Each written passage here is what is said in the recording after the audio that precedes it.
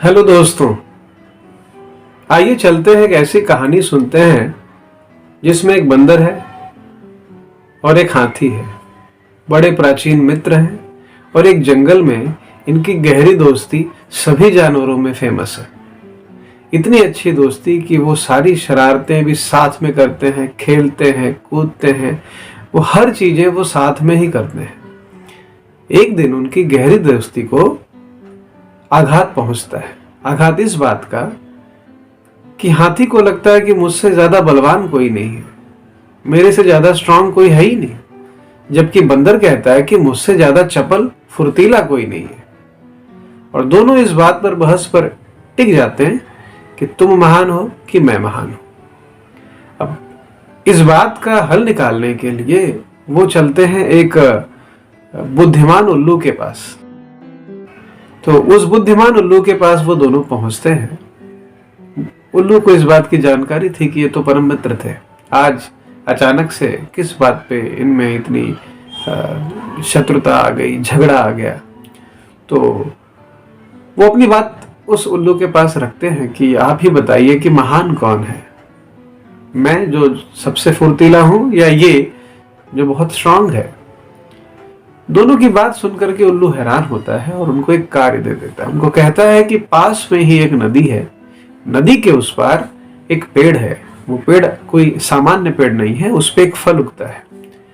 तुम दोनों में से जो उस फल को तोड़कर यहां लाएगा वो फल बता देगा कि तुम दोनों में से कौन महान है।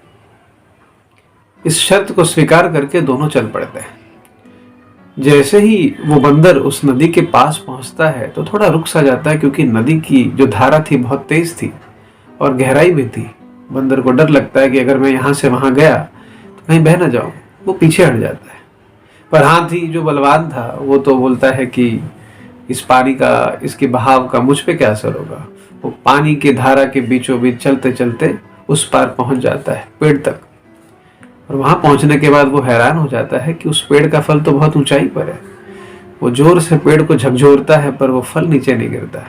हैरान होकर के, थक होकर के वापस उस धारा के बीच चलते हुए पुनः पीछे चला आता है, नदी के इस पार जहां बंदर खड़ा होता है। और उस बंदर को कहता है कि वो फल तो मैं तोड़ नहीं सकता, बहुत ऊंचाई पर, क्यों ना तुम मेरे पीठ पर बैठ चलो और हम जाते हैं और वो फल तोड़ लाते हैं। बंदर इस बात को स्वीकार करता है, वो उसकी पीठ पर बैठता है और दोनों उस नदी की धारा के बीच में चलते चलते पेड़ तक पहुंचते हैं। जैसे ही पेड़ तक पहुंचते बंदर उछल करके पेड़ की उस ऊंचाई पर होने वाले फल तक पहुंचता है, उसे तोड़ता है और वापस चला आता है। खुशी खुशी दोनों उस काम को संपन्न तो कर लेते हैं जो अकेले हाथी के लिए या अकेले बंदर के लिए संभव था ही नहीं। उस फल को लेकर के वो जैसे ही उस उल्लू के पास आते हैं और उसे सौंप कर फिर से वही प्रश्न पूछते हैं कि हम में से महान कौन है।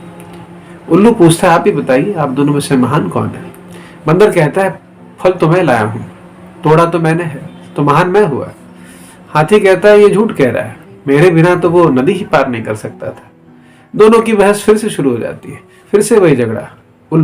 महान उल्लू उनको शांत कराता है और कहता है, रुकिए, अब ये बताइए कि हाथी का महान होना इंपॉर्टेंट है या बंदर का महान होना इंपॉर्टेंट है, कि ये जो काम आपने संपन्न किया वो इंपॉर्टेंट है।